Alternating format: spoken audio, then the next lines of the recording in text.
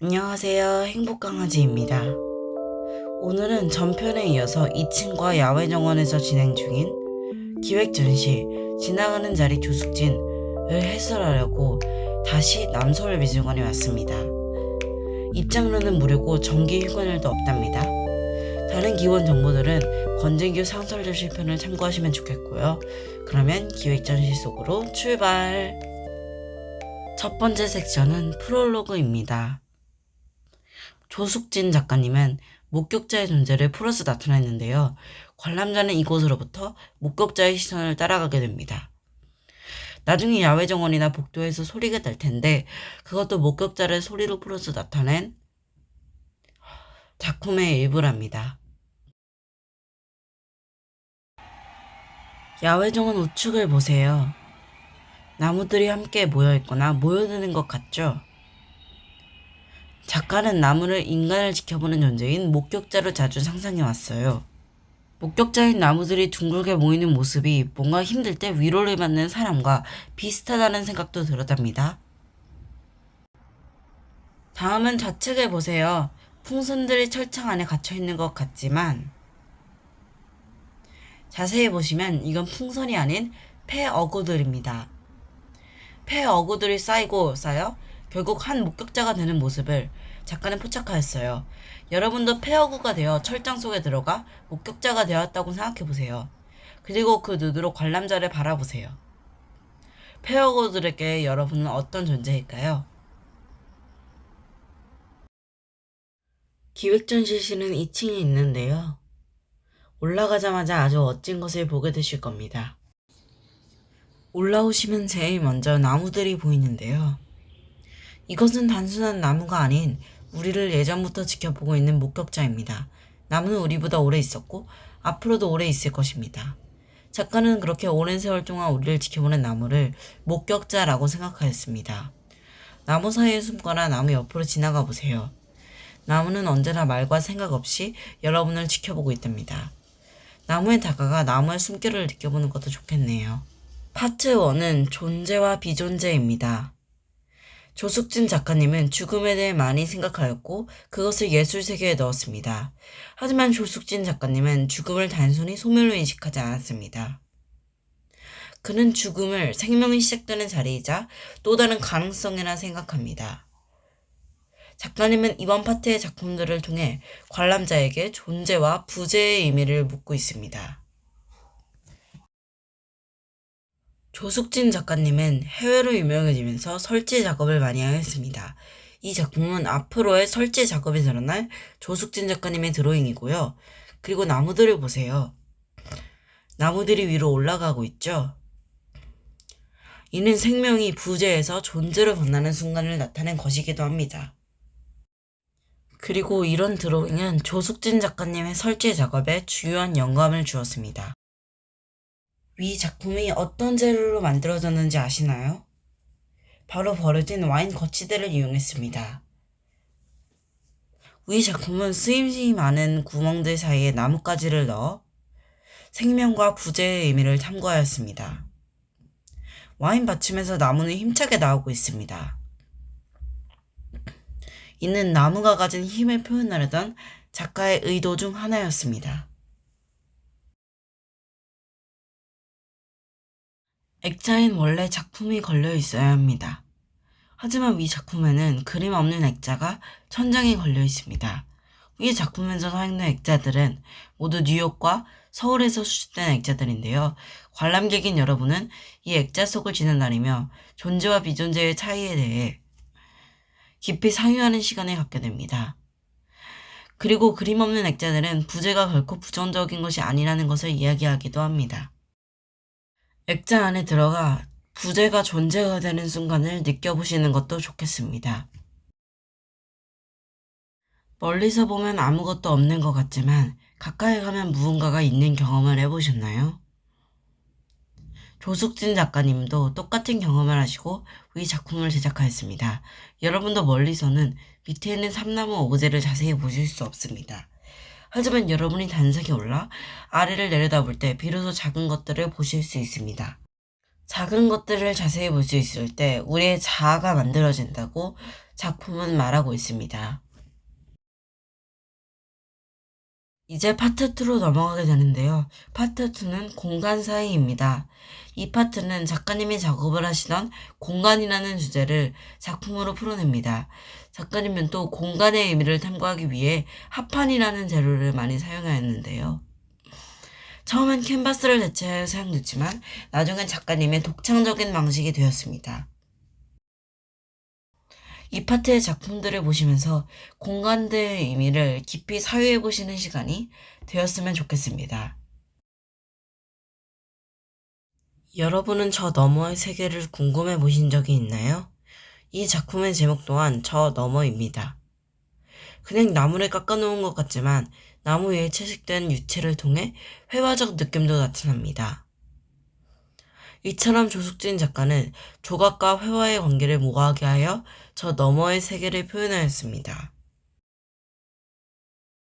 전에 파트 2를 설명드릴 때 조숙진 작가님이 캔버스 대신 합판을 쓰셨다고 했죠. 이 작품은 합판을 작품의 요소로 사용한 첫 번째 작품입니다. 이 작품들은 모두 작가님의 자화상인데요. 작가님이 가지고 있던 성찰, 반성, 태도를 담고 있습니다. 이번엔 기법 이야기를 해볼 텐데요. 이 작품에서 작가님은 나무의 결보다는 동양 채색을 강조하였습니다. 그래서 그라데이션이 돋보인데요. 저는 이 작품이 너무 아름답고 빠져들게 되는 것 같아요. 너무 아름답지 않나요? 자, 다음은 옆쪽을 보세요. 목판들이 서로 겹쳐진 채로 걸려있죠. 하지만 보다 보시면 목판들이 뭔가 움직이고 있는 것 같은 느낌을 줍니다. 그리고 나무 사이엔 나무와 관계없는 물질이 붙어 있어. 이것이 단순한 나무 목판이라는 생각을 버리게 되는데요. 또 유심히 봐야 할 점은 나무 중 모두 한 개의 나무가 색깔이 다르다는 점입니다. 지금 나무는 노래하고 있는 걸까요? 아니면 노래를 할 수밖에 없는 건가요? 이 작품, 전에 스케치로 나온 작품과 비슷하지 않나요? 이 작품은 그냥 나뭇가지를 쌓아놓은 것이 아닌 부재와 존재의 의미를 탐구합니다. 나무 사이사이는 모두 막혀있지 않고 뚫려 있는데요. 이는 빈 공간을 형성합니다. 따라서 이 작품은 부재와 존재가 함께 있어야 세계가 완성된다고 말하고 있습니다. 그리고 가까이 다가가서 나무의 숨결을 느껴보세요. 부재지만 숨결이 느껴지는 것 곧 존재가 될 의미이기도 하겠죠? 이제 파트 3로 넘어갑니다. 파트 3에서는 조숙진 작가님의 개인적 기억이 작품으로 완성되는 과정을 보여줍니다.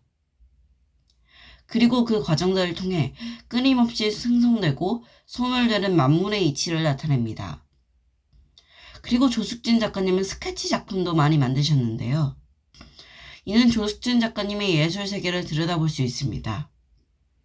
한편 조숙진 작가님이 2025년 미국에서 작업하시던 중 남동생의 사망 소식을 들었습니다. 작가님은 작품에 애도라는 형식을 넣으며 부재와 존재에 대한 탐구에 더 전념하게 되었습니다. 다음 작품을 보세요. 각양각색의 나무 조각들이 거리에 차례로 걸려 있습니다. 그리고 자세히 보시면 나무 조각은 결코 멈춰 있지 않습니다. 마치 움직일 것만 같은데요. 부재가 움직인다는 것은 무슨 의미일까요? 이런 질문을 던지며 자유로운 의미를 형성해 보시는 것도 좋을 것 같습니다. 조숙진 작가님은 나무를 사용한 현대미술 작품도 많이 만들었지만 드로잉 연작도 많이 남기셨답니다. 그림에는 모두 각각 다른 장면들이 그려져 있지만 작가님은 그 그림들이 자연스럽게 연결되는 것을 담고자 하였습니다. 그림 하나하나를 보면서 그림을 그릴 때 작가님의 마음은 어떨지 상상해 보시는 것도 좋겠습니다. 작가님은 또 퍼포먼스 작품 활동도 하셨는데요. 이 작품도 바로 그 퍼포먼스 작품입니다. 영상에서 작가님은 낡은 나무를 주어 십자가를 만들고 이름 없는 묘비를 만들어 해변에 하나씩 꽂아나갔습니다. 파도에 떠내려간 십자가들을 다시 건지고 불태우는 과정은 수많은 이들의 죽음을 애도하는 방식으로 펼쳐집니다. 저는 일부분만 봤는데 여러분은 풀 영상 모두를 보시는 것을 추천드려요. 의미도 모르고 감상만 하기에는 아까운 작품이라고 생각합니다. 이제 드디어 마지막 파트에 왔습니다. 마지막 파트는 에필로그 하나를 이루는 세계인데요. 전 작품 때 작가님은 퍼포먼스 작품도 하셨다고 했죠. 작가님은 또 설치미술 활동도 하셨습니다. 작가님은 장소와 공동체, 그리고 그 안에서 형성되는 관계에 대해서 관심을 가졌어요. 그리고 에필로그에서는 작가님이 만드신 설치미술의 기록을 보실 수 있답니다. 작가님은 항상 설치 작업을 하실 때 관계라는 것에 집중했습니다. 그러면 안으로 들어가서 조숙진 작가님에게 관계란 무엇이었을지 살펴볼까요? 여러분들도 느끼셨을 거예요. 쓰레기 문제는 이제 외면할 수 없다는 사실을요. 작가님은 해변에 사는 봉사하는 사람들에게 인터뷰를 하였는데요. 이는 프롤로그 때 보여드린 삶의 색채, 모에라 꽃과도 연계됩니다. 너무 슬프면서도 그것에 대해 적극적으로 봉사하는 사람들은 정말로 대단하신 분 같습니다. 저는 이 작품에서 오랜 시간에 머물렀어요. 정말 많은 생각을 하게 되는 작품입니다.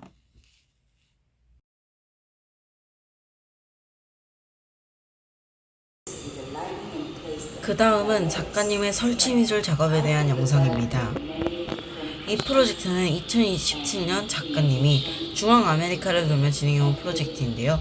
작가님은 개별 작품을 건축물에 넣는 데 그치지 않고 구조 동선 등을 치밀하게 고려해 마치 건축물이 하나의 작품인 것처럼 조성하였습니다.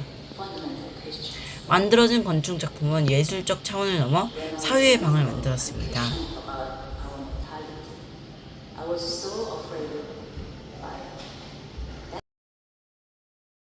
또 조숙진 작가님은 설치 작업을 하실 때 아주 치밀하게 개선하였습니다. 위는 그 설치 미술 사진인데요. 작가님의 작품 과정과 완성품을 보실 수 있으니 자세히 보시길 추천드려요. 이렇게 서울시립 남서울미술관 2층 기획전시 지나가는 자리 조숙진 전시가 끝났는데요. 나무의 숨결부터 설치 작업까지 정말 작가님은 대단한 분이신 것 같습니다. 규모가 꽤나 작은 것 같지만 자세히 보면 전혀 작지 않습니다. 현대미술이었지만 제 마음에 아주 와닿는 전시였어요. 그럼 저는 이렇게 서울시립 남서울미술관 전체 해설을 마치겠습니다. 다음에는 더 좋은 해설 영상으로 돌아올 테니 기대 많이 해주시고 저는 이만 인사하겠습니다. 끝까지 봐주셔서 감사합니다.